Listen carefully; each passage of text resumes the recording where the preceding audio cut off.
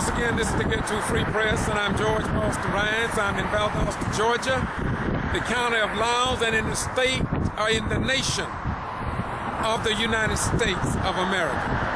I stand before you today on behalf of myself, the Kendrick Johnson family, their deceased son, and all good people here in the state of Georgia.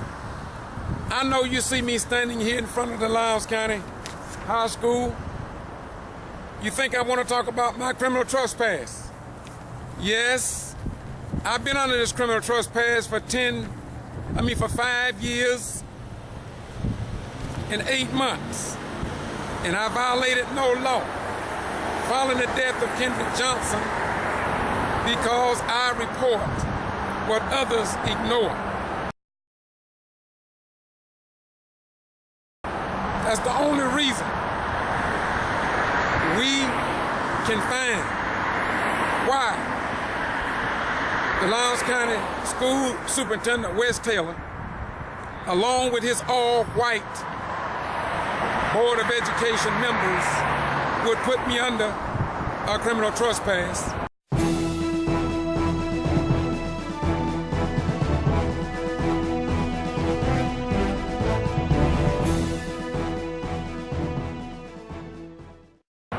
I guess with the help of Sheriff Prine.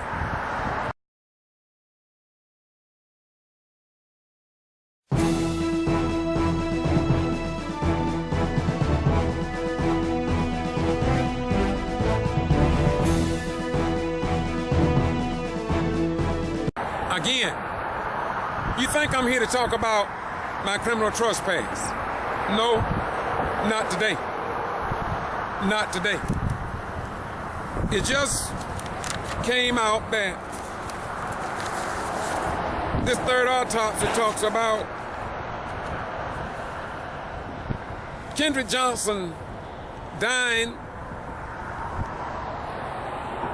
and cause of death was other than non-accidental blunt force trauma to his right neck and right throat, which is the body cavity between the neck and abdomen. This third autopsy, of course, contradicts the findings of the first autopsy, which determined the cause of death as positional asphyxiation. Well, let me say this today. I stand before you to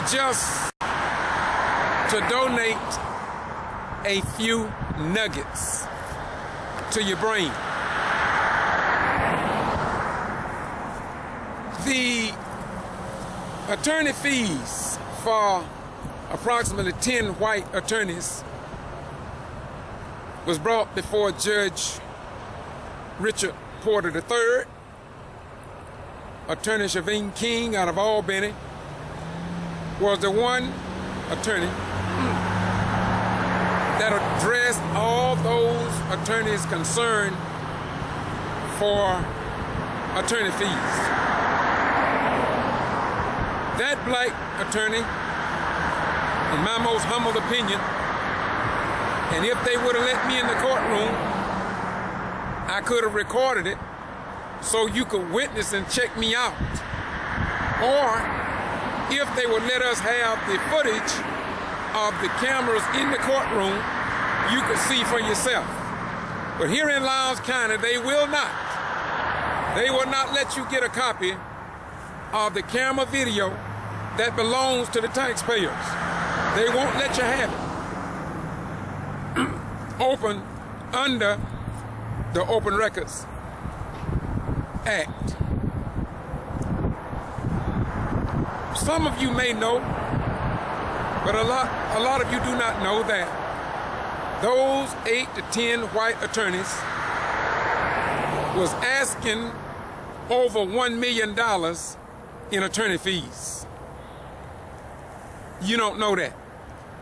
You can't find that nowhere in the Valdosta Daily Times, CBS, WCTV, Fox or any local television station where they highlighted repeatedly that they wanted over $1 million. So it seemed as if though they believed that by them doing this, they could shut up the KJ family and they would do like so many other black and white people. They just go to sleep and forget about their loved ones receiving justice. So now let me close this out by going through a few items.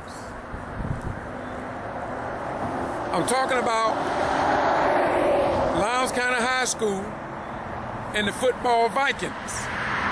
You know that Titletown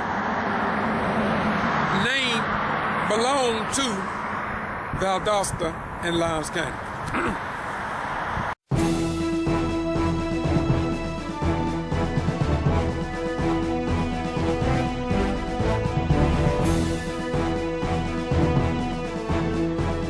Now, Judge Richard Porter III, who was the honorable judge in this case, went to sleep over and over again in every court case while he was on the bench.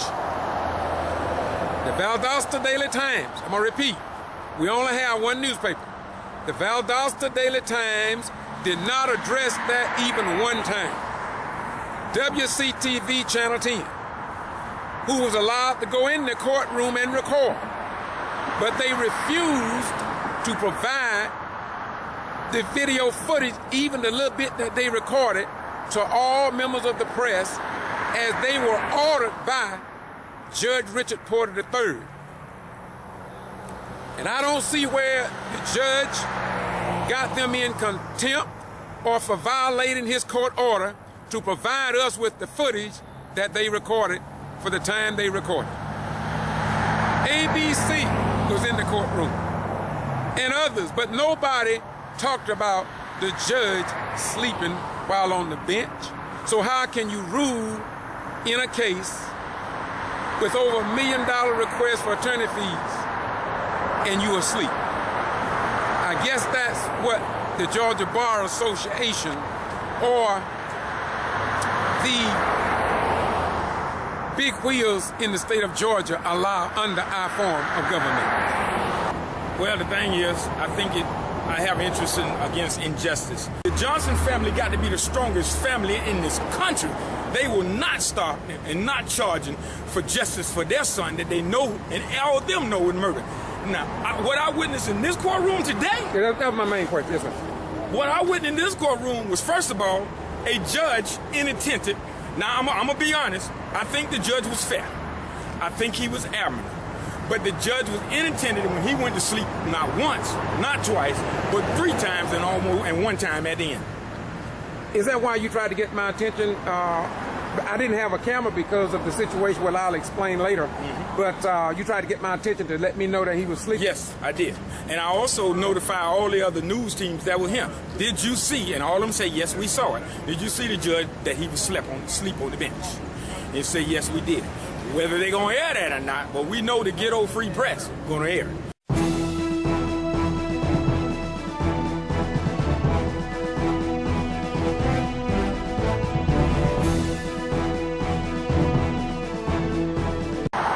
Look,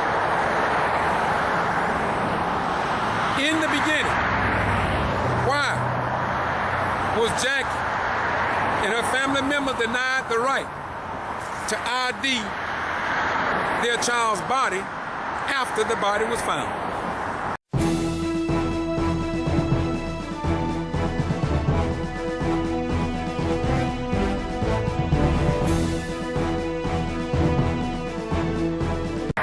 Why, when the family requested the 3rd autopsy, stumbling blocks was put before them?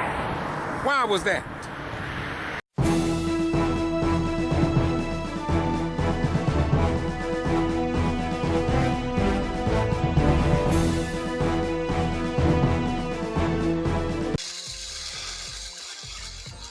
Got some questions about the Kendrick Johnson case. I'm not going to discuss that with you.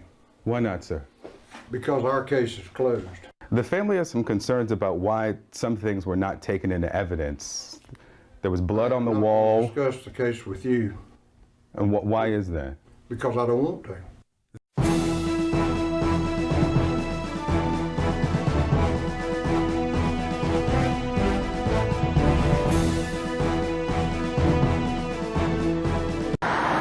Why was these white attorneys in Judge Richard Porter courtroom allowed to give themselves their own oath? Yes, Judge Porter III sat there and let those white attorneys give their own oath before testifying in a court of law in Valdosta, Loudoun County, and the state of Georgia. Something many of us had never seen before.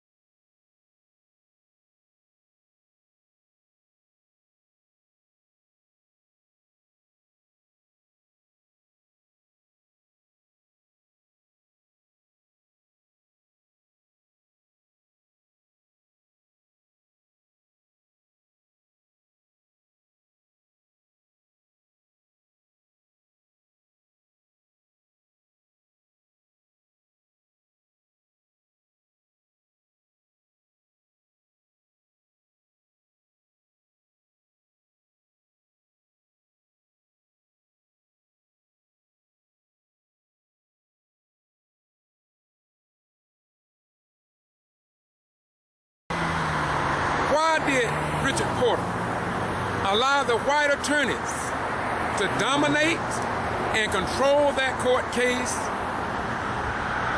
to the finest detail is a mystery to most of us that were in the courtroom.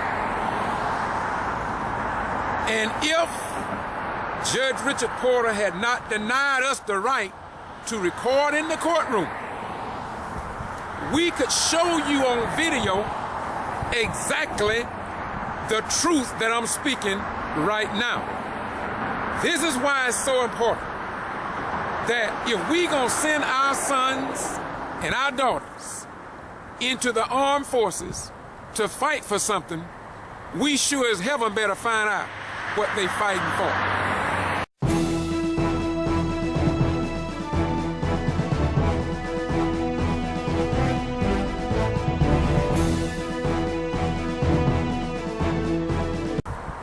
What happened to the janitors at Loudoun County High School when initially some of them wanted to talk to the investigators, one from Tallahassee, one from Jacksonville, and they called me in the beginning,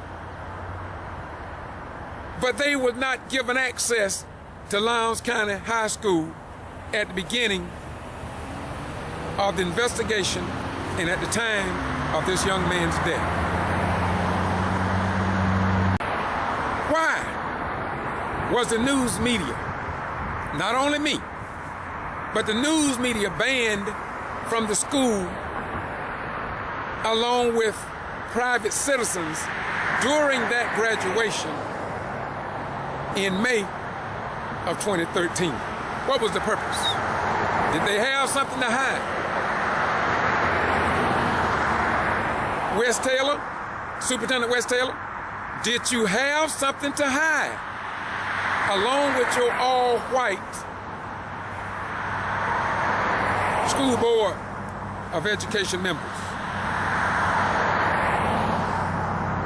Why was not the coroner called? And does not the state of Georgia have it written in law that the coroner should be called as soon as notification? As soon as you know about it, call the coroner. What's wrong with that, Wes Taylor? And your all-white school board, male, all males, Board of Education.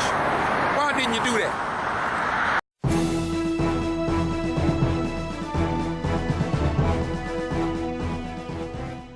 One more thing, and we discussed this right before we came on. It says that a 17-year-old male, they received a call that a 17-year-old male was complaining of cardiac arrest. I've listened to the 911 calls. They say that he was dead when they found him. How would that make it into this report? Doesn't make any sense. How could it be a cardiac arrest? Possibly they just put that down as standard language. Until you interview those people, you don't know. One other thing, the coroner, county elected official, constitutional officer, as is the sheriff, he's been very vocal about this case leading up to the release of this report. He says that he was supposed to be called as soon as a body was found. He was called 5 hours later. I also want you to hear what he told our affiliate WCTV in April. I don't know what the county did when they got there on the scene. The body had been moved. The scene, in my opinion, had been compromised. I found that to be amazingly unusual for two constitutional officers in an investigation to go head-to-head on something like this. Very much so. And the scene was compromised. There's no doubt about it. Now, the question is, did anyone take any crime scene photos upon initial entry? And what were the written statements on the paramedics? We don't know that yet. I got two things I got to get to. He said the coroner, Bill Watson, sent me an email after we did an interview, and he said something similar. I want to put up part of that email. He told me through this email, I would appreciate it if you would destroy this interview with me. I do not want this to be shown whatsoever. I feel that our situation should not be aired. Of course, CNN decided that we would air it. I called to ask why. He said that this just needs to end. It's gone too far. Final question.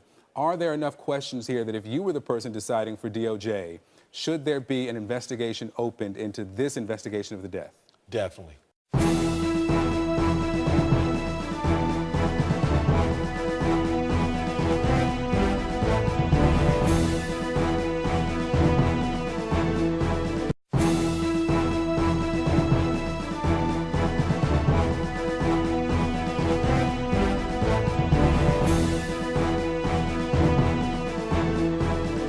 So why? What was the purpose? Who benefited by Judge Porter? And not only Judge Porter, the other judge denying us, the media, the right to be in the courtroom after we put in our request under Rule 22, following the letter of the law.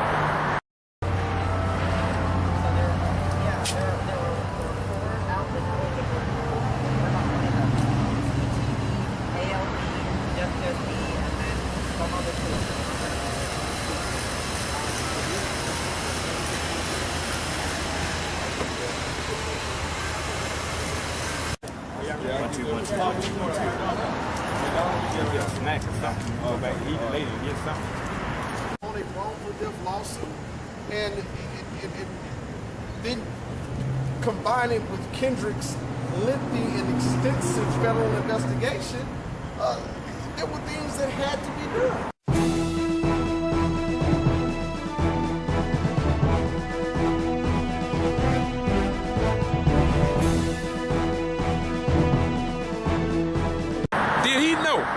That maybe he have an ailment and he know he was going to sleep during the Kendrick Johnson case, or maybe he had already made up his mind with his friends and those in the clique and among the slicks.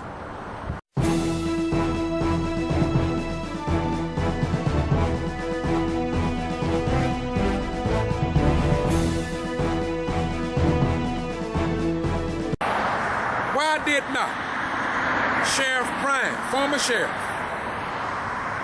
do that? The question is, had the sheriff been trained? Had the people on the crime scene investigator, had they been trained?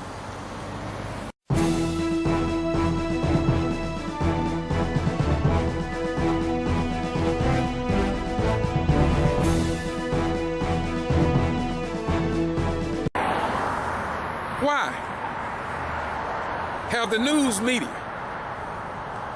here in Valdosta, Lowndes County, the state of Georgia, and across America failed to interview me about a bogus criminal trespass, and I'm not going to get into that because you know the rest of it, and that's not why I'm here today. So why haven't they interviewed me? I'm here to tell you, Valdosta Daily Times is the only newspaper that we have here. And you know the history of the Valdosta Daily Times. But if they want people to have the truth so they can make intelligent decisions, why would they not investigate my criminal trespass? They call it, in a journalistic field, investigative reporting.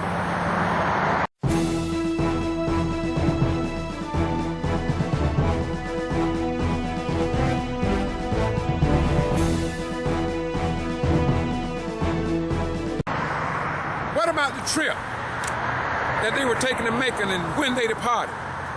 All those questions surrounding that. And why is it that nobody's talking about the children who may want it to talk, but we have members in our family who talk about the children was not allowed to talk to nobody. In other words, they didn't do no investigation for the most part. And so I stand here in front of the Lowndes County High School because I want you all to know the same thing that Daddy said. There's something seriously wrong here in Valdosta. And I thank God for him for being a man that will not back down.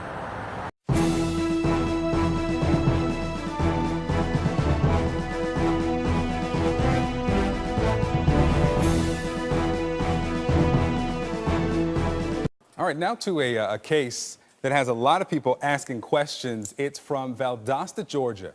In January, 17-year-old Kendrick Johnson was found dead upside down in the center of a rolled cheerleading mat in his high school's gym. Investigators say he was reaching into the center of the mat for a shoe, got stuck, and died. They say he accidentally smothered to death. Well, his family thinks that story is a cover-up. The paramedics report says there were bruises on his face and that the gym was considered a crime scene. And Kendrick's parents say he was beaten to death. Said there was no foul play. He had no bruises, no nothing. Did you believe that? No. And you still don't believe it? No, I don't. The mat is so light, he could have pushed that, just rock and it would have fell over. I tried to get in it. I couldn't get no forward my neck muscles into the mat. As handsome as my son was, then you see him like that, it's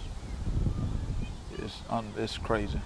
I really feel he was murdered. No matter who you are, how much money your parents have, the color of your skin, everyone deserves justice.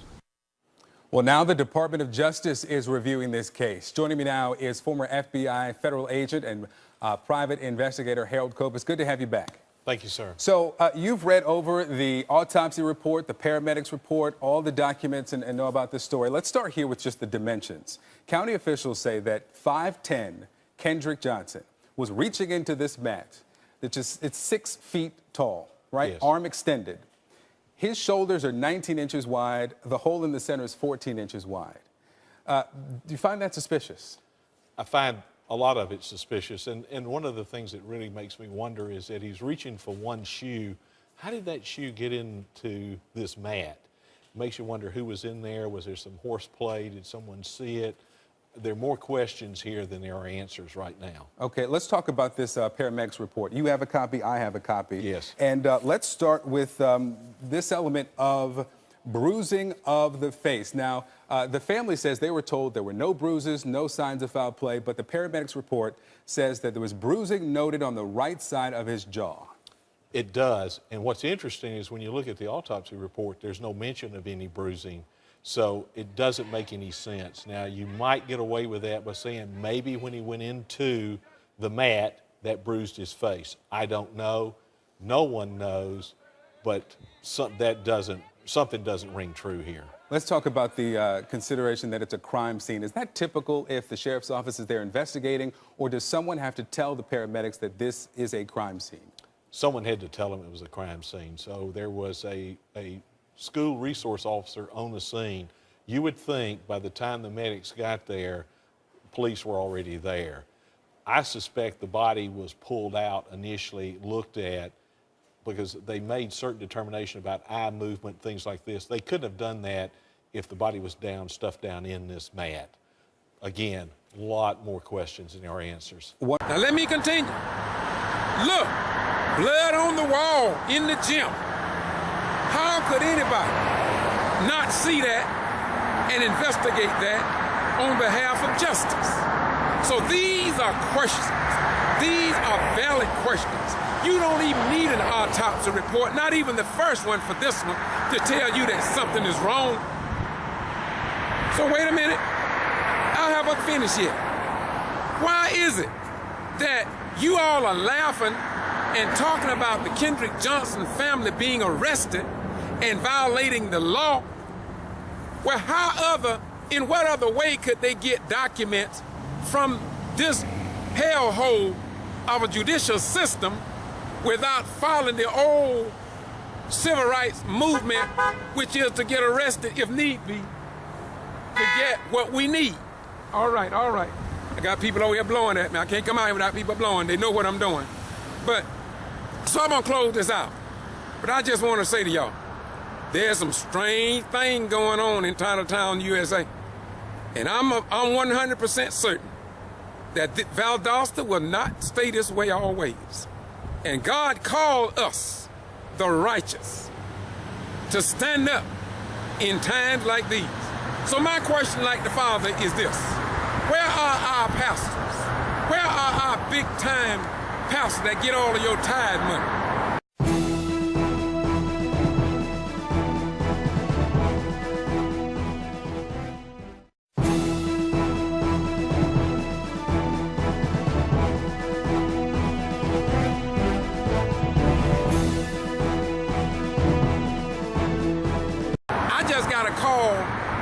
A couple of hours ago from a lady in Michigan, and she asked me, how can I send the Johnson family some money?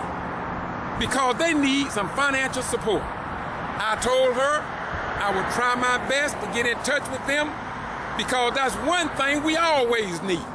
We always need some finances. So if you all know, I'm not recruiting for the family, I don't work for the family as I've been accused. Yeah, man, I've been accused of working for the family and a whole bunch of other stuff. And yet I'm hated by people that used to be my friend. But it's all good. As the daddy used to say, no, he didn't used to say, he's still saying it. It's all good, because we gonna win this. Well, I'm not in the bucket of winning anything, but what I want to do is be a reflection of the founding fathers of what white folks wrote down on paper, but they didn't mean it for the black man. Look here, y'all have a nice day. Those are questions that I want you all to think about. Now, the autopsy speaks for itself, but I'm talking about before autopsy was ever done. And wait a minute, one more question.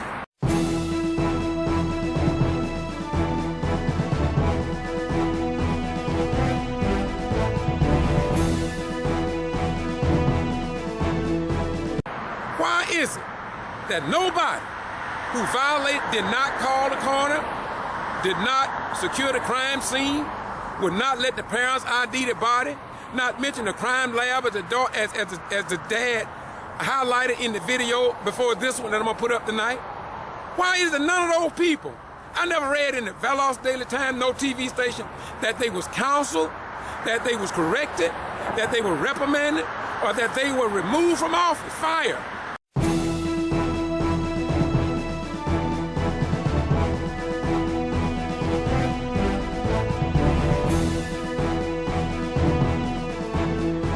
So that means they're gonna do the same thing when your child dies, because there's no correction action put in place. Who was responsible for ensuring that the cameras work? Those people need to be counseled. Those people need to be reprimanded. Those people need to be fired.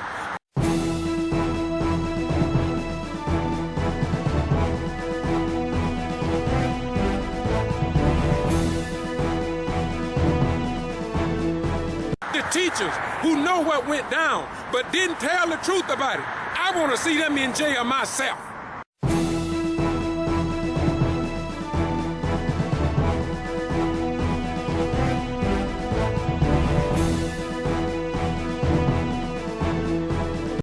Those teachers and assistant principals and board members who know what went down at that school, including the students, and I love the students, but they who know what went down and didn't tell it, they need to be punished. They need to go to jail.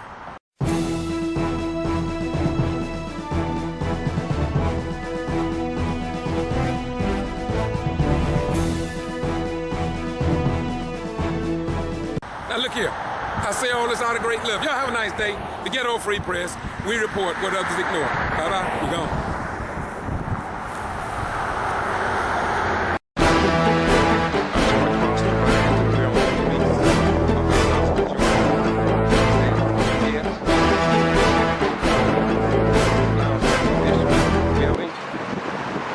Standing here, look like a vigil going on. To continue our protesting and let the master and the sheriff department know that we are serious about seeking justice for Kendrick Johnson today. So today's occasion, the family has decided that they will be getting arrested. They will be provoking some type of arrest today in that courthouse.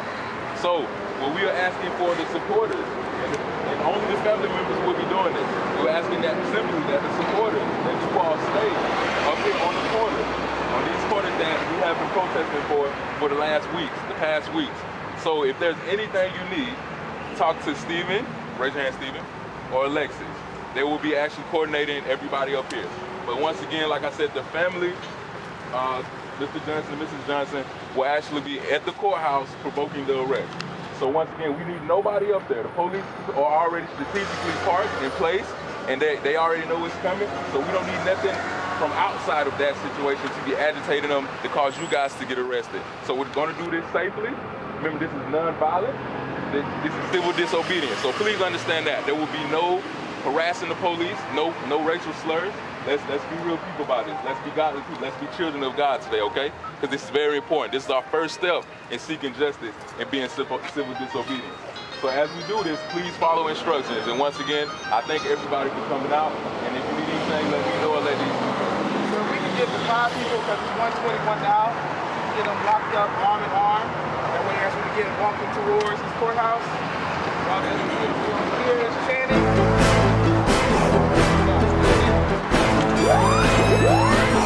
Mr. Rhymes, and we are watching. This is the mother and the father of Kendrick Johnson. They are marching to Lowndes County Judicial Building. This is not a game, this is serious business. Keep on walking on the freedom wall. We are determined to get justice in this case. No game plan, this is real.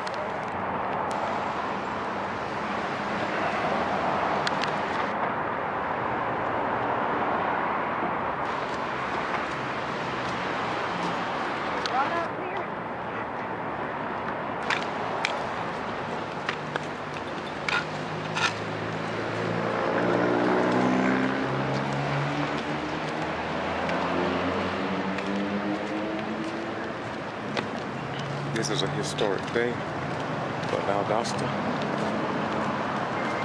in Lowndes County, Georgia. At the meeting last night, they said they had done all they could to get a response from the G.B.R. and others. Really spread out as far as you can.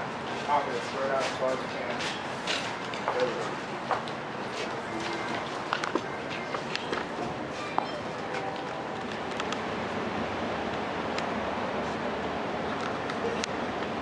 Once again, I'm George Boston Rhymes, and we're standing in front of the Judicial Complex in Lowndes County, Georgia.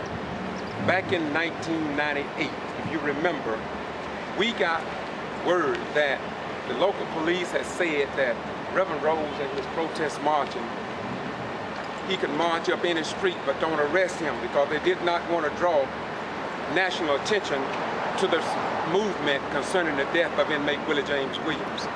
Now, these protesters father and mother of Kendrick have been standing here. We know that law enforcement are aware of this. And so yet, nothing has happened. This is a great possibility that they do not want disturbance because they don't want to draw attention to what needs attention. And that is that something is gravely wrong here in Valdosta and Lowndes County, Georgia. And some people believe it go all the way up to the governor and necessary, maybe, just maybe, Washington, D.C. and the Justice Department. We are out here and we're going to watch, we're going to keep you informed because this is what we do.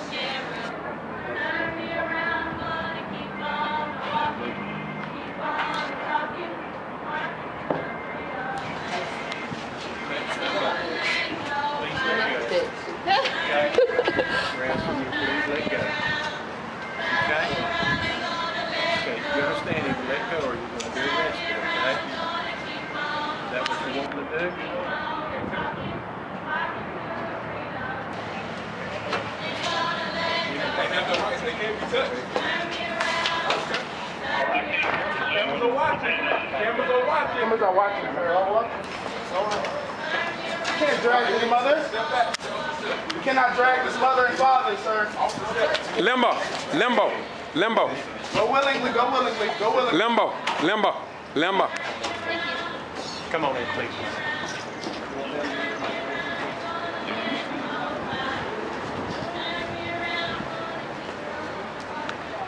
I'm a citizen, sir. I can come in. Oh, absolutely.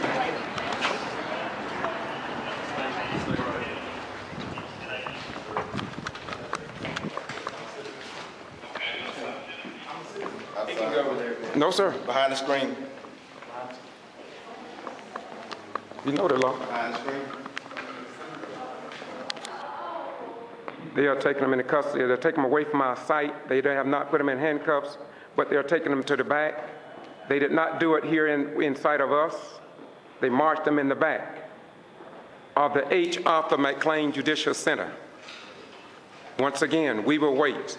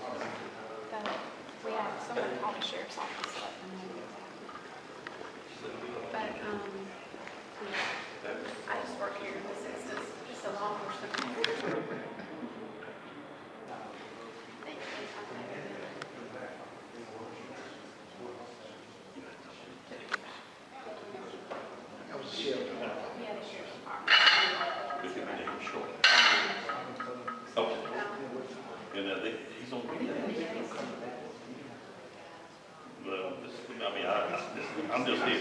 This is But my anniversary. you need to get right up here whenever the DEA comes up.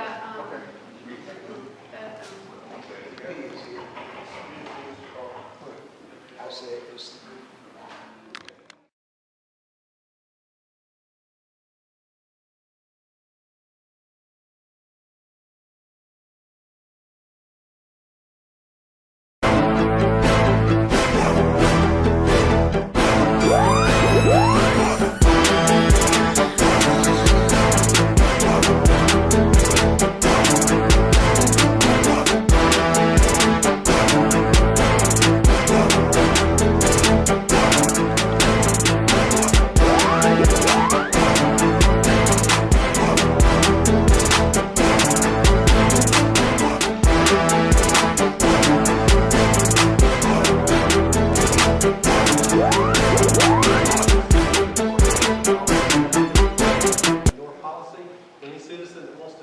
come talk to me is always welcome to do that. I've not heard from them since we last met with them and their attorney. So, someone told me that they wanted me to come down and speak to them. I'd be happy to come speak to them here. But I'll also be happy to speak to them in my office. Because this is the people's courthouse.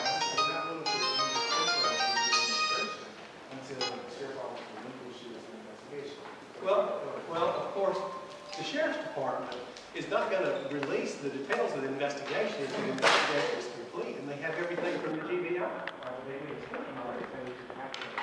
Well, I'm not in charge of two exploit statements.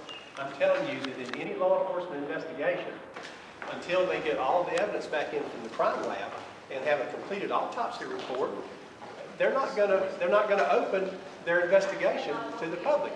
Now, at the proper time, when all the stuff comes back in from the G.B.I., this will run its proper course, and this thing will be made totally public to the public, open to the public. So, you know, the dilemma here is that the G.B.I. is not adequately funded in order to give us timely results. And, well, I know. We've met in the office, and again, you're welcome in my office anytime. Ms. Miller. Yes. Do you think that sufficient amount of time have occurred for the suffering parent, the mother and father, to have received some type of answer to some of their questions? I think in all cases of child deaths that we should have timely results from the G.B.I. so that all families can get the type of closure that they need in these cases. This case is not unusual in the amount of delay that we're having from the G.B.I. in getting DNA results, in autopsy reports. When we have child fatality reviews, a 3-month delay is not unusual at all for the autopsy report. Often that's because of toxicology and DNA. You know, these folks have every right as citizens to stand up here on the corner and demand justice. And justice is going to happen in this courthouse. And it will be in our country. You know, those people aren't being. Sir, what is the consequence for blocking entrance to the courthouse? I'm not in charge of prosecuting the misdemeanors. Obviously, you have the right to protest and exercise your First Amendment rights as long as you're not interfering with the rights of other citizens. Excuse me. What I'm saying is, if every family who is disgruntled and angry and frustrated about the delay in getting reports back from the G.B.I., if we had this type of thing going on in 159 counties in Georgia, perhaps the legislature would adequately fund the G.B.I. so all families of deceased children wouldn't be waiting 3 and 4 months. One more question. One single question. The question I want to ask you: this case is a little unique in that the coroner had some disagreements with the sheriff, and that had been published publicly. And so this case is a little different from many of the other cases since I retired here from the United States Armed Forces. Okay, this case is unusual in the facts and the circumstances, I agree. And the community interest is probably greater in this case than the ordinary child death.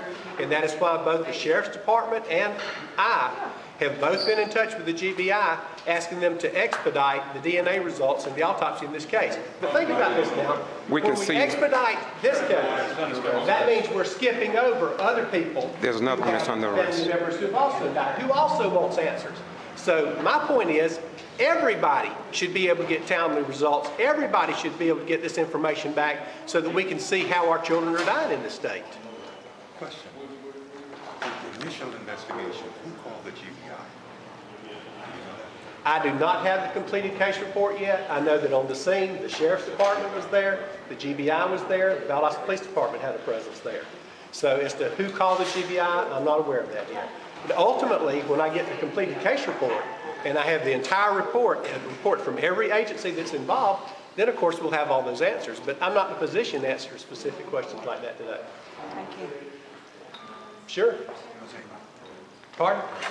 She's doing good. She started graduate school this summer. Master's degree in family something. Marriage and family counseling. Yeah. Ms. Miller, there's other things in the community too that have generated questions.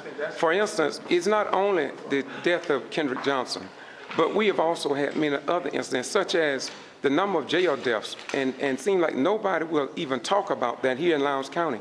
We just found out about the lab here and what's everything that's going on, but people have serious questions about what's going on here. We are leading the state of Georgia in jail deaths.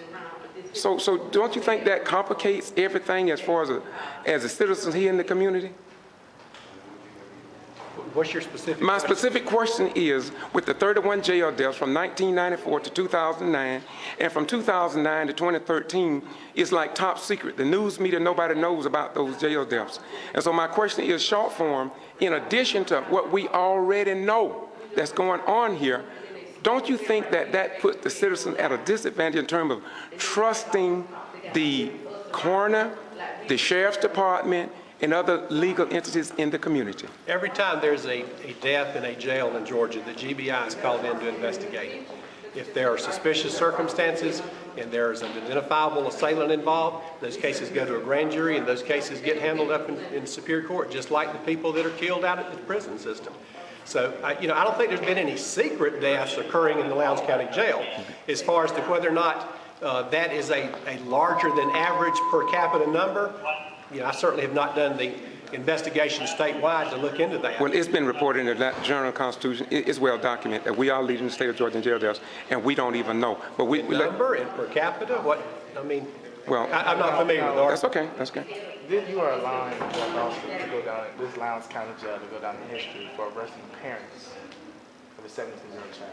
Okay. Died in the watch of your school. Okay. The jail hasn't arrested anybody, and I'm not in charge of law enforcement. The decisions they make, who to arrest and who to charge. Who is the prosecutor in this case? It will not be a felony unless somebody commits a felony. It won't be me. But why am I hearing someone with police involved? I don't know anything about that. Can you find out? You know what? I don't know. I don't know whether it's going to go to municipal court or whether it's going to go to state court. Those are not my courts. I've got a full-time job trying to respond to the people wanting to know about things that will be in my court. So no, I don't try to get involved in that. Waiting on him to come home. The last thing you said to him that day? I told him goodbye and have a good day at school. I told you, I have an open office. Anybody wants to come talk to me can come talk. What troubles you most about all of this? What troubles you the most? From the coroner to what troubles you the most as a mother? As a mother, seeing that picture, having to close my eyes every night, and that's all I can see is my son's face on that picture. You go another one. And do you think that the other parents who have children at school should be worried as well? Yes, because murderers are loose in that school. They should be afraid. It's like they done gave the boys or whoever did this to my child, they done gave them a permit to kill. Because that's what they did. They killed my child at Lowndes County High School. That's what they did. Ain't no way around it. Okay, thank you very much. I'm responsible for my actions and what takes place under my statute.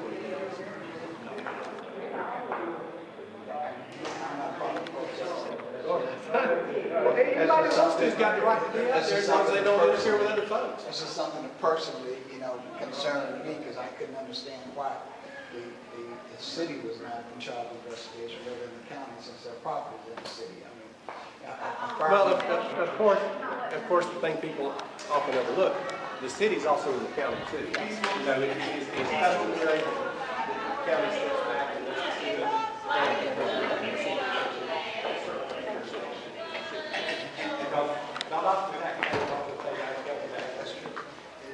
The reason that was why outside of the Lowndes County Judicial Building, and just asked the District Attorney David Miller concerning the 31 jail deaths from 1994 to 2009, and from 2009 to 2013, that the citizens don't know how many people have died in that jail, and yet he did not give a straight answer.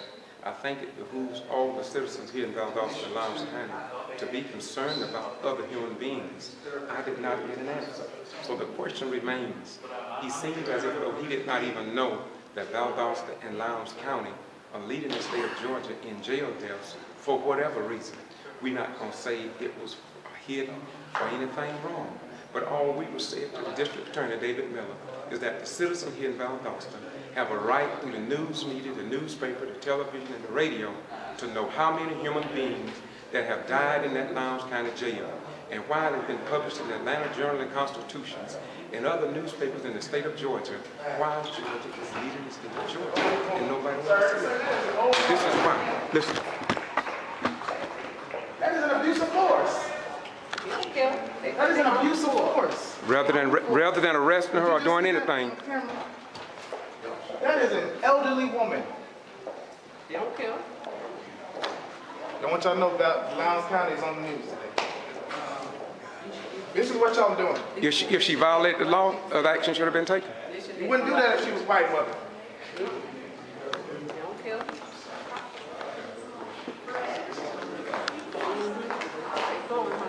I know me and Mr. Johnson can come here. Everybody else here. Excuse me, we have had several people arrested. We've heard from the District Attorney David Miller. We have the news media here as well. This is the first day. You had a meeting last night. So how long were you all planning to do this? Or can this just a one-time deal, or what do you think? We're going to do this every day till we get some justice. You intend to do it every day? Every day. Okay. We will not stop till something is done about my son. And they're not going to tell us no anything. Do you think that they are really serious about this, or do they think it's a game? They think it's a joke. But you say you will be back tomorrow. We will be right back tomorrow. Thank you very much.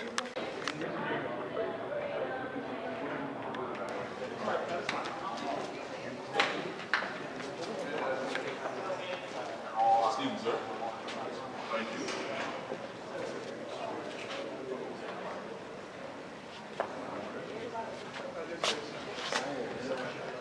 Everybody? I think we're going to try and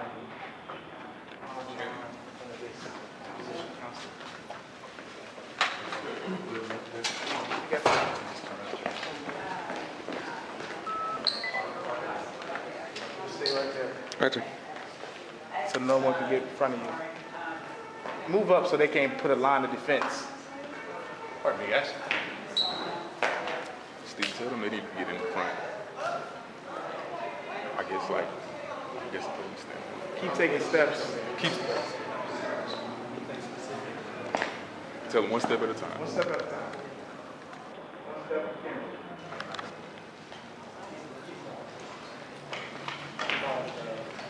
Let them know we're not here to mediate. We're not here to conversate. No converse.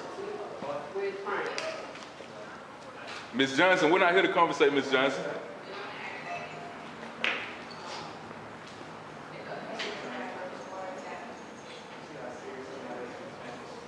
You know what? All of this is really serious. And my heart goes out to them. I have specifically, personally, called the director of the G.B.R. seeing if they will expedite this DNA, put her ahead of other people who are in line ahead of the case, because of the community interest in this case. Talking is nice. Talking is nice. Please take a step forward, family.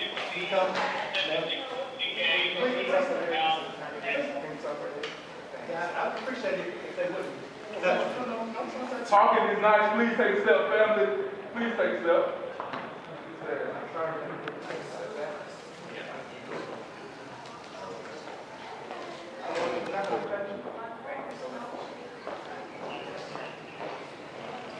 Stay right here.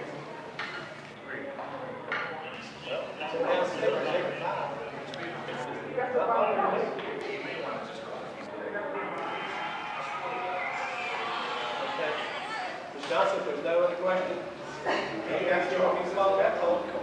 Okay, they're not my officers. They don't work for me. Who do you work for? Sheriff Prine? Can you call him? You have a phone? I don't have his number on me. Interesting. I'll look it up in the phone book. I'll wait. Okay. I'm sure you can find the number for the sheriff's office. Okay. Ms. Johnson, just like I told you when you met in my office with your attorney, if there's anything else specifically that you become aware of that you need me to check into, I'll be happy to follow up on it. I've talked directly to G.B.R. myself, asked him yes, he's not executive on this case. Promise me that he will. No. That's current information I have. Thank you, Mr. Attorney. We appreciate the conversation. Sure.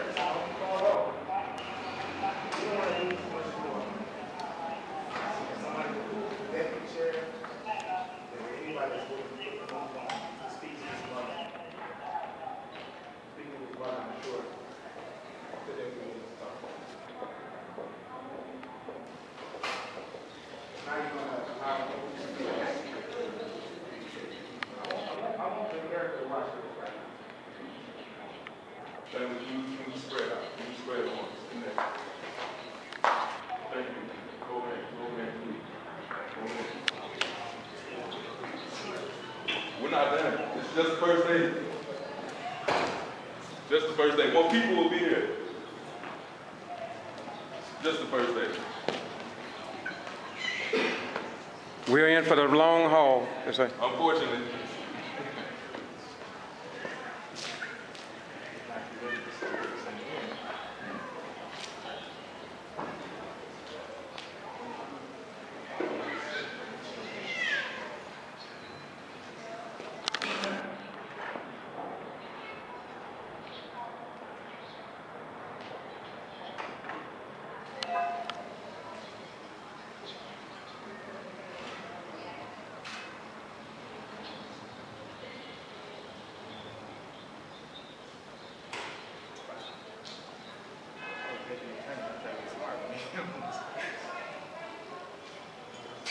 Actually, everybody can come in here because this is a public building. Oh, yeah. This is true. Mm-hmm. We're inside now.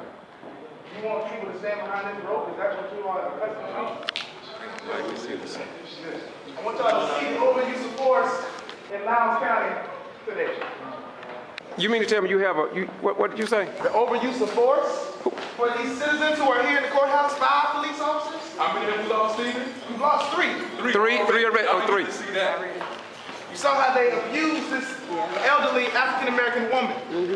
Did y'all see that? It's caught on tape. It'll be out tonight. Lowndes County will go in history as being the Selma of this generation. Sheriff Prine is the Bill Cowell. Bull Connor.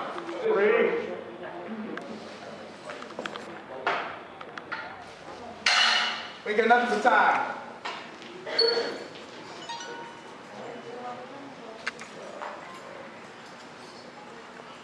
This is what we always had to fight for. Nothing new.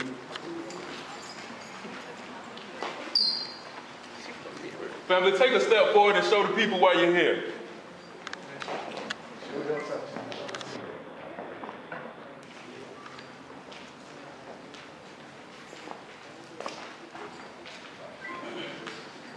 He don't want to move it. He won't even. Ms. Johnson, will you take your left hand and put it on the wall, please? Thank you. I want everybody to see you take your mother. Yes, the mother of the man that was slain at Lowndes County High School. And waiting for answers. Hey, mother. Hey, mother. Hey, mother. No peace. The lady in the pink, please put your hand on the wall, please. Thank you. This is serious. Grandmother. This is not a game. This is going on. Everybody's going there. Hold hands, lock hands. Hold hands, lock hands. No resistance. No resistance. Drop. Drop. Drop. Drop. Drop to the floor. Drop to the floor. Drop to the floor. Drop to the floor. No peace. No justice. No peace. No justice. No peace. This is Lowndes County, Georgia. Valdosta. Force Base, Kendaloo Golf Course, Francis Lake. This is where we live. This is a testament tonight. Today, and at 123, no police officers cared where Kendrick went when he went missing. Until the next day when they found him supposedly in a map. So today, the blood of Kendrick Johnson rests on their hands. And on your hands today, the blood of an innocent 17-year-old is on your hands, and it's going to drip until you fight for justice for him. So today, we're going to ask God's blessings over this family. Today, we're going to ask God's covering over this family that took a stand today for their youngest son. Today, we see these people who are sworn to serve and protect us push and elbow an elderly woman, a mother, a grandmother, and refuse to allow their son to receive justice. Many of them look like us. They have sons and daughters just like us. But today, we're coming in a spirit of love that says we love the hell out of you. We love you in spite of the fact that you don't serve us and protect us. We love you in spite of the fact that you are just so rude and disrespectful to your own citizens. We love you because Christ called us to love. And today, we're going to close out in prayer from James Dennis. Let us pray. Take your time. God gracious and God eternal. God, we thank you for this moment. We thank you, God, for this moment of standing up for what is right. We thank you, God, because you are a God of justice. You are a God who don't take a blind to injustice. And so, God, we ask now that whatever has happened in this courtroom and this rotunda on the steps of this courthouse, that your power will now go before us. That we will catch the attention of those who have been watching, for those who have had in their hearts that an injustice has been let go, God, so that justice will be brought for KJ and KJ's family. God, we pray right now for his family that's been booked and processed in this Lowndes County Jail. God, we pray now that you will give them strength, that you will allow them to know that they are loved beyond measure and that they have support by this community, that we will not leave them now, nor will we forsake them. But God, you will not leave them, and you will not forsake them. Teach us to come together, to build community together so that we can change the injustice in this city, and this county, and this state, and in this country. And God, in our moments of weakness, teach us to say, all together, the Lord is my shepherd and I shall not want. He leads us in these moments of discomfort so that his name will be glorified, so that justice will prevail, and so that we can make a difference in this community. Let us pray together. Our Father, hallowed be thy name. Thy kingdom come. Thy will be done on earth as it is in heaven. Give us this day our daily bread, and forgive us our trespasses, as we forgive those who trespass against us. Lead us not into temptation, but deliver us from evil. For thine is the kingdom, the power, and the glory, forever. Amen. We will be back. First day. Let us all answer. They're coming out of the courtroom. We lost some to law enforcement. We don't know whether they're going to be arrested or what. But it is what it is.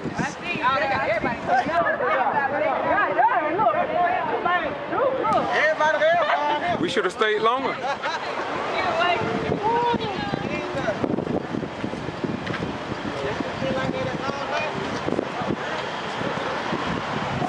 What do you think about today, Doc?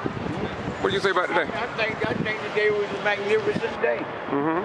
And I commend them for what they're doing. This is needed here. Yes, sir. Yeah, the good old boy network needs to be broken. And this is part of it. This is part of the good old boy system. And I commend them for standing up for what they believe in, and hope they continue to do this each and every day. Yes, sir. Thank you very much. Like I said, this is the first day, and I appreciate appreciate you all coming back. And when that time does come, be prepared. Be prepared. There will be more people. There will be more organizations involved. And as we told those police officers, this is just the first day. We're not being turned around. So I know it looks rough today. It looked a little rough. They pushed around grown women, an elderly woman. I almost wish I could go today. I hated seeing that. I don't know about y'all. I hated seeing that. Right. I'm trying to figure out why we ain't got men up there right now. So that's our next step. To see how we really need to make this thing work. But like I said, ladies, I appreciate you all coming out. I know we got classes and to move forward. I'm not even supposed to be here right now, but my people come first. So thank you all. I will be in contact. What's your name? My name is DeAndre Jones. What?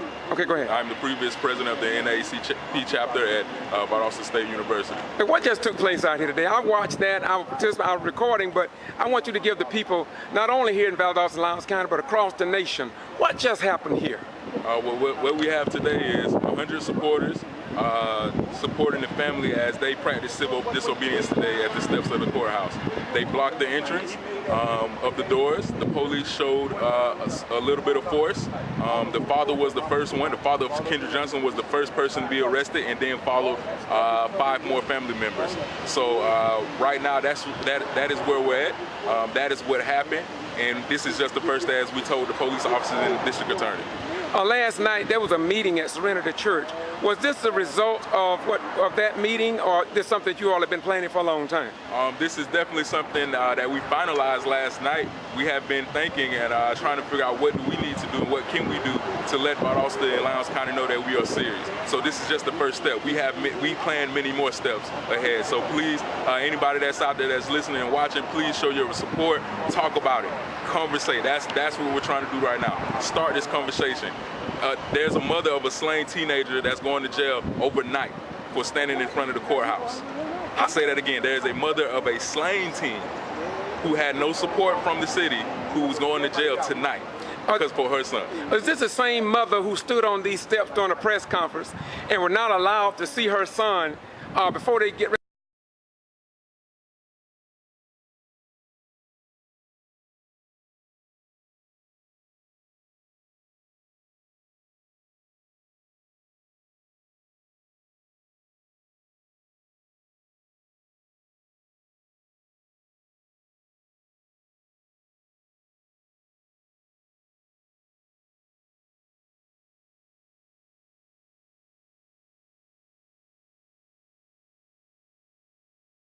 Ready to take him off to the lab for autopsy. Is this the same mother that you're talking about here? This is true. Mrs. Johnson did not have an opportunity to see her son after the death, after he was found. So they had to specifically request that at the last minute, and finally it was granted, right? Yes, sir.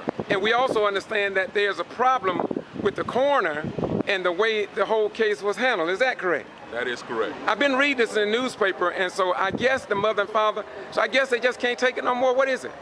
The parents are fed up. 15 weeks. It is exactly 15 weeks since the day they found Kendra Johnson in that gym in Lowndes County High School. 15 weeks. Yes, the family is fed up. It does not take 15 weeks for an autopsy report. My final question to you.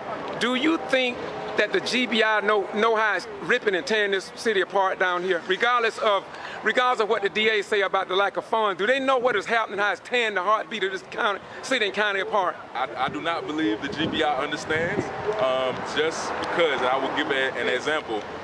We had a situation on Valdosta State University campus where a young lady was found dead. G.B.R. came in 2 weeks and handled that. It has been 15 weeks once again. No G.B.R. agents down here. No federal or even state investigation or any agency has been involved. Thank you very much. Thank you.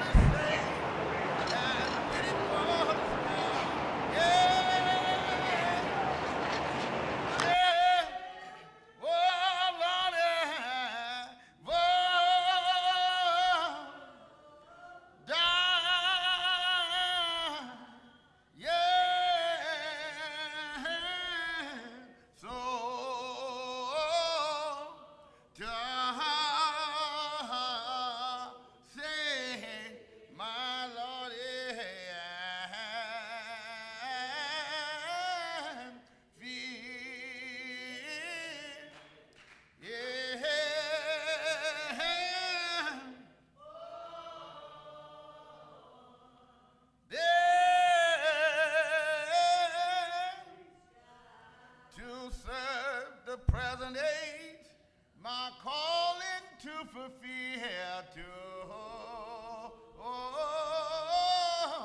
serve thee.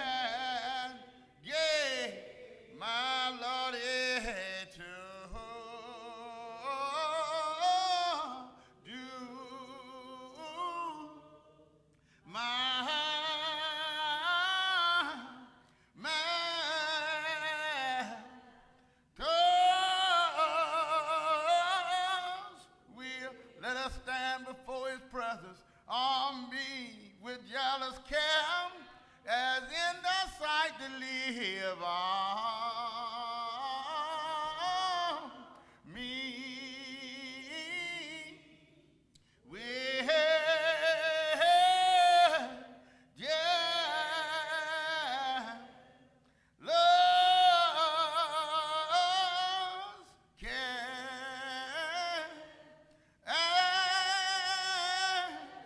then, oh Lord, thy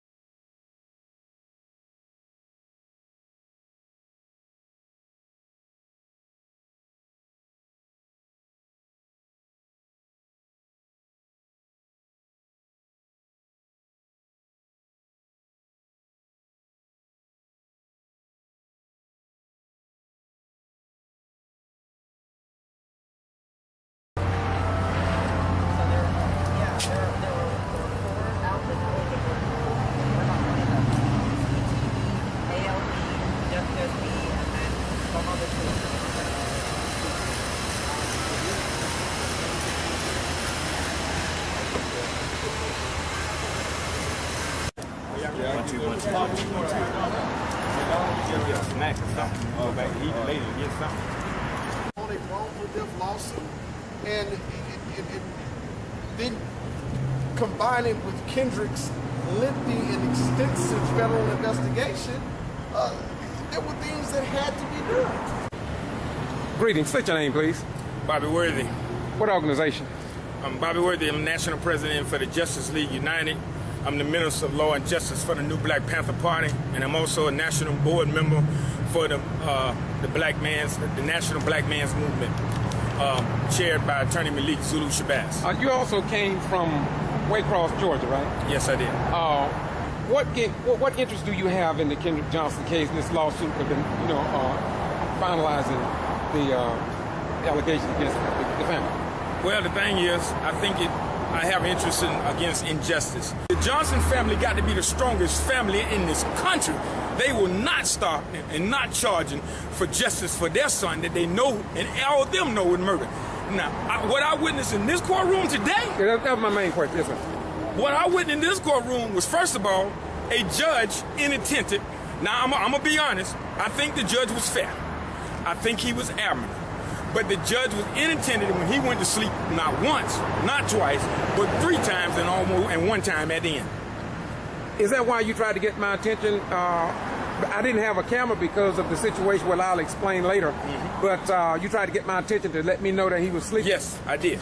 And I also notified all the other news teams that were him. Did you see, and all of them say, yes, we saw it. Did you see the judge that he was sleep on the bench? And say, yes, we did. Whether they're going to air that or not, but we know the ghetto free press going to air it. My question to you is, do you think that was that done deliberately so this afternoon it would not be a recording, a complete recording? We know we got a transcript, but that's not what I'm talking about. Well, my thing is the judge limited, my opinion, I think the judge messed up when he limited, because, he does have discretion in the law to allow recordings. But once he allowed one and don't allow the other, then he violates the freedom of the press. He violates the open meeting law. The judge, when I walked back in there, first thing he noticed was no media in there, and he said, well, we ain't gonna have no media in there. That's the first thing come out of his mouth. Are you serious? He's asked, and so no media came back, and he said, I told them that I would let one other come in if nobody else show up, another one come in. Nobody's here. Y'all would agree with no media? And that's what he said. That's when I came outside looking for you. Go ahead. I sent the media blast out to everybody when I found out about this. All the news media, CNN, everybody, every local news station that I know, radio, Valdosta Daily Times, all of them, but Valdosta Daily Times was too. But how can you, this is what I understand about the media. How can you come in here and do the beginning of the trial and not get the end? So you're going to go report an incomplete story, and probably not going to be reported half of it anyway. And just like I told her, I asked every media, ABC from Atlanta, I asked Channel 10 was here, and I even told you, George, the Ghetto Free Press. I said, did you see the judge sleep? Did you get it on that camera? She said, yes, I did. Whether she going to report that or not, that is very important. Very important. You cannot make a decision as a judge and you up there asleep. Let me ask you a question. Just in case somebody else in the state of Georgia would like to call you for you to give more information about what you saw in this courtroom. To reach me, call me at 912-424-0752. Again, that's 912-424-0752. Or hit my email, justiceleagueunited@yahoo.com. One word, justiceleagueunited@yahoo.com. Thank you very much. What's your name? My name is Reverend Larry D. O'Hara. What's your position or what title you carry? I'm the, well, I carry many titles, but as far as the NAACP, I'm the assistant president of the Waycross branch. Are you a minister of the gospel? Yes, I am. All right, what do you think about what happened today?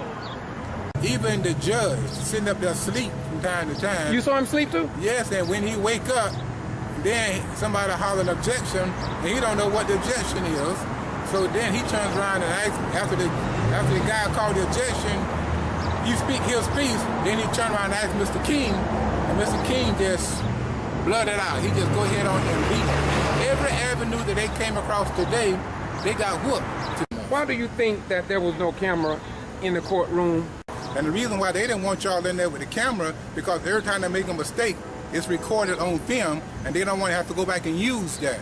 That is the same reason why, in the KJ case, why those films was tampered with, per se, because the evidence was already there. And they learned now that if it's on film, then they can use that film against them. What's your name? My name is Reverend Jeffrey Benoit. I'm the president of the Clayton Henry chapter of the National Action Network and a candidate for the 2016 State Representative, District 76, which covers the Connolly, Fairview, Stockbridge, Forest Park, Rex and Morrow, and Rex, Georgia.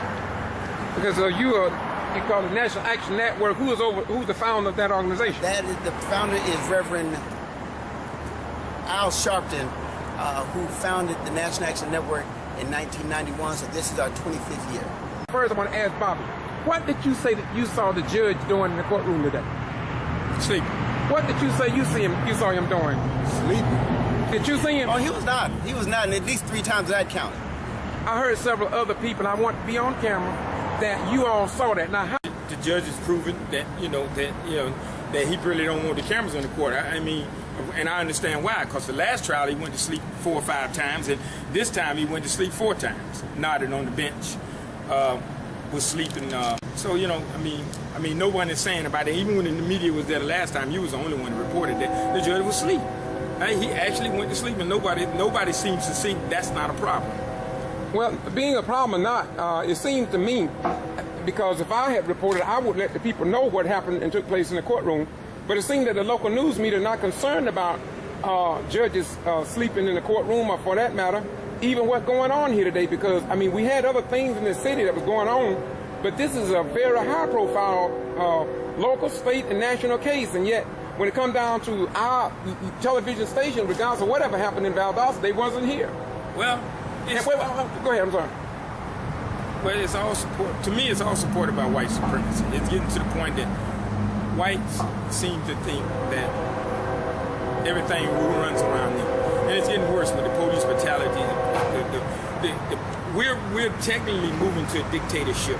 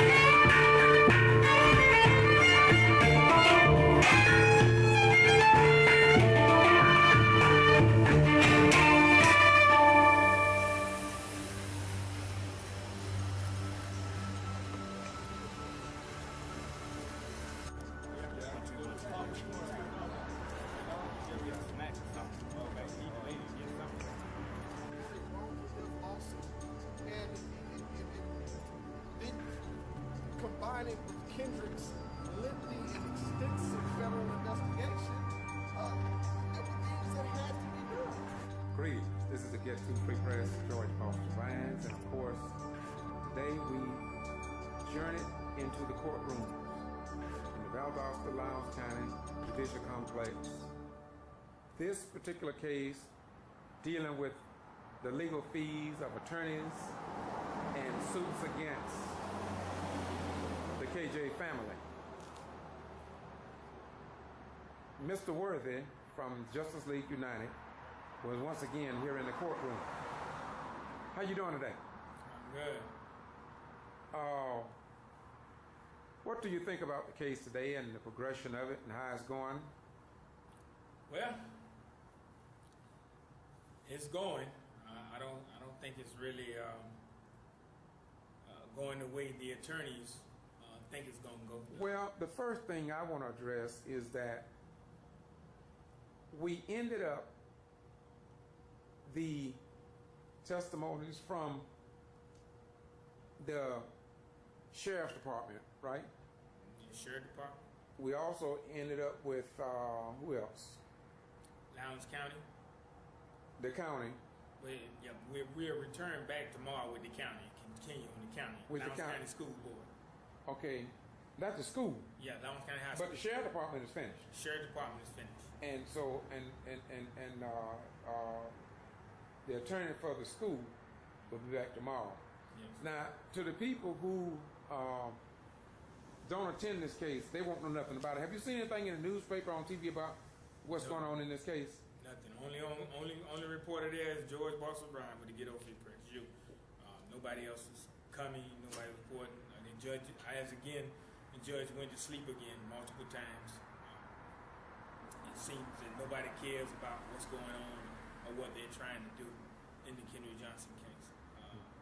For the attorney fees, CB again is an awesome attorney for the Johnson family, pounding them with evidence after evidence and phase after phase, and I still think the judge kind of trying to rush him through. But CB pays it no attention and just go and do what he got to do. Okay. How is Jackie responding in the case? Is she strong, or how do you think she's handling? Oh yeah, Miss Jackie holding up. She's a soldier. She's holding up. She's angry and she wants justice for her son. She's holding on in that courthouse. Never bowing down, never backing up. Okay, and so this is about the third or fourth gathering concerning the attorney fees assessment against the family. But would you say that some of the fees and the way that they figured them is being questioned even by the judge? Oh yeah, he definitely questioning the attorney fees. Now he's being more alert. He's actually following the documentation, and he's even stopping and intervening and asking questions, even correcting the attorneys. Listen, you need to just answer the question. We don't need an explanation. Answer the question and move on. What do you think about the mannerism of Jim Elliott on the stand? Jim Elliott to me is very disrespectful. He is very dominating, and I don't know if it's inattention on the judge's point or the judge is not paying attention. He allows the attorneys to run, basically the defense attorneys to run the courtroom. He's not telling them, hey, okay, we don't need the attitude, answer the question. He's not, especially with Jim Elliott. Jim Elliott he got mad several times during testimony, angry, got smart. I don't know what the problem is with the judge and Jim Elliott, because he's never correcting Jim Elliott, even running to the court. Even today when he swore in, he had an attitude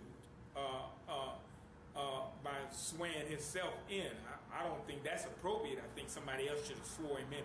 I don't think he should have swore himself in. Even when he did that, he had an attitude. That's the first time I'd ever seen somebody swear themselves in. Yes. But what do you think about the exchange between Shaveen King and about the he said he delivered some he delivered some kind of paper subpoena to and do you know what that was about? Well, yeah, he said he delivered the subpoena to Jim Elliott. Him who? Siobhan King, the attorney for the Johnson family, delivered the subpoena. I believe Jim Elliott was lying. I believe the judge knew he was lying, and the judge ordered him to turn over those receipts of how much that has been paid already in the Kendrick Johnson case. So he ordered him to turn over those fees, to turn over the receipts. So CB should have them by tomorrow, if he don't have them already in his email. So that got to be a pretty bad exchange there for a minute, didn't it? Yeah, because Jim Elliott stood up, lied. CB told his story, of course, which was more believable than Jim Elliott. And like he said, he could have took a few minutes or more and just grabbed those the subpoenas that CB put in and answered CB. You know, and he could have been answered that subpoena. He was just being sarcastic, trying to be smart. And then again, to me, toward Jim Elliott, it seems like him and the judge are some kind of friends, or good friends, and that, because he never questions his attitude, the way his aura, the things he do. He can say anything he want when he want and get smart with Siobhan King. Siobhan King never breaks stride. He just goes right on at him and keeps striving, putting that information down on him and answering those questions. But when Jim Elliott, Attorney Elliott, spoke of or responded to what King brought before the judge, he had the documents right there. But it seemed like he waited until the judge, it was like as if though, you know, I mean, to me, he should have known. I mean, he had the documents. Yeah, he should have gave them to him. And he had copies because he was able to give everybody a copy. So it's amazing, when you say that, it's amazing how people are treated in the courtroom, period. Just general how some people are treated. Yeah, just general. Like I said, to me, I think something going on with the judge and Jim Elliott, because it seems like anything he do, he's allowed to run in the courtroom, operate the courtroom. He objecting to questioning, and the judge is not even ruling on his objection, just letting it go on. Well, I object, I'm not going to answer that. Or the day he said, my answer is the same as before. Or he'll say, I can't recall. I mean, you're giving testimony to your statements, your stuff, or you talking about you can't recall. Numerous times, multiple times, he said he can't recall at this time. This is the second day this week, and of course it will go on tomorrow and Thursday, I think. But we did get rid of, they finished up the city, am I right? I think the city is not finished. Oh, really? I think the city may come back up tomorrow. You finish up Elliott, which was the sheriff department, and you got Lowndes County School gonna finish up tomorrow. The city didn't finish their testimony up from yesterday. We had convened from yesterday. I could be wrong, but I don't think they finished up the city. Okay, but anyway, if soon we'll have 3 of them finished. Yes. And after having the 3, we got what? 7 more to go, right? Yeah. Oh no, they're about 8. It's 8 attorneys altogether. Okay. 5 more. 5 more, yeah. And I don't think we'll end this week. But the point is that I will continue to ask the citizens here in Valdosta, Lowndes County, and the state of Georgia. It's just like the Quitman 10 plus 2 court case. Would you agree with me that it seems like all this news and what's going on is just not being reported? It's not. And the judge is trying to, the judge is trying to cover up or hide something. They don't want no cameras in there. Don't want the news media bringing them cameras. But as I did today, I filed the open records request for all 3 trials. Today I served the county board of commission and the head of security, which is the captain here, with a open records request. They got 3 days to give me copies of those court proceedings. That's really why I came up here tonight, and so we can pretty near end it on that. I came back up here tonight because I wanted to record at night because I'm going to show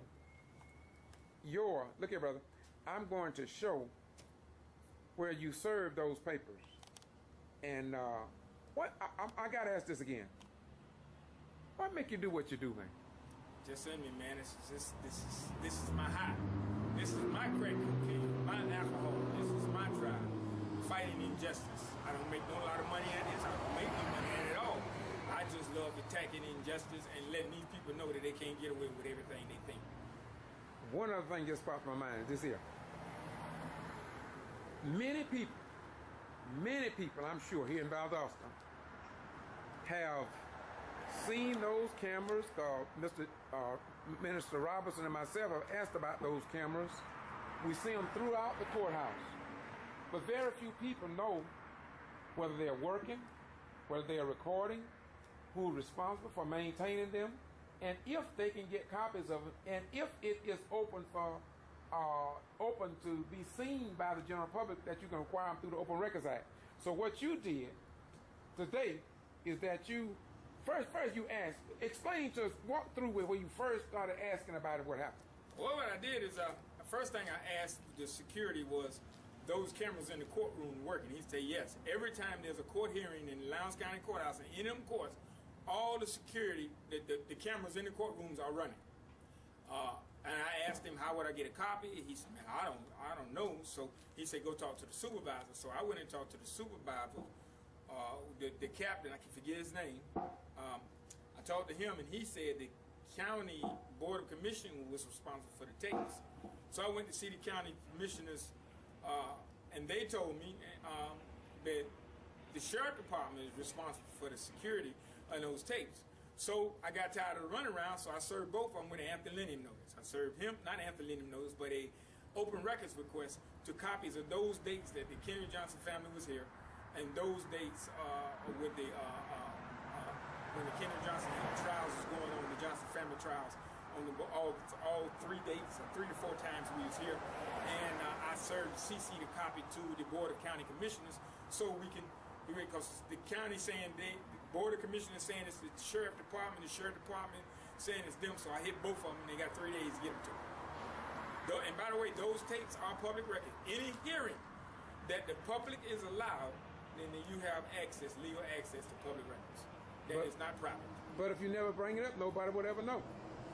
In fact, from what you are telling me, there's a great possibility that even the government entities don't know whose responsibility that it is, and if they do, maybe they don't want you to know, maybe they don't want the general public to know. But I'm determined to let the people know that when the founding fathers of this great republic said that this is a free, open, democratic society with the power to the people, and I served 21 years, and that when we was in the military, that's what they kept telling us. You are fighting for your freedom, your democracy. But it seems like a lot of things are closed. So I commend you for what you're doing. I'm gonna let you close after the sirens go by. Police car.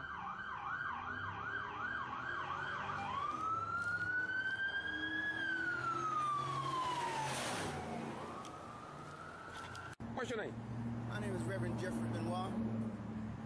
I'm the president of the Clayton Henry chapter of the National Action Network and a candidate for the 2016 State Representative, District 76, which covers the Connolly, Fairview, Stockbridge, Forest Park, Rex and Morrow, and Rex, Georgia.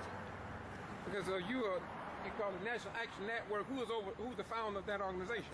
The founder is Reverend Al Sharpton, who founded the National Action Network in 1991, so this is our 25th year. First, I want to ask Bobby, what did you say that you saw the judge doing in the courtroom today? Sleeping. What did you say you saw him doing? Sleeping. Did you see him? Oh, he was not. He was not, and at least 3 times that count. I heard several other people, and I want to be on camera, that you all saw that. Now, how? The judge has proven that that he really don't want the cameras in the court. I mean, and I understand why, because the last trial he went to sleep 4 or 5 times, and this time he went to sleep 4 times, nodded on the bench. So I mean, no one is saying about it. Even when the media was there the last time, you was the only one who reported that the judge was asleep.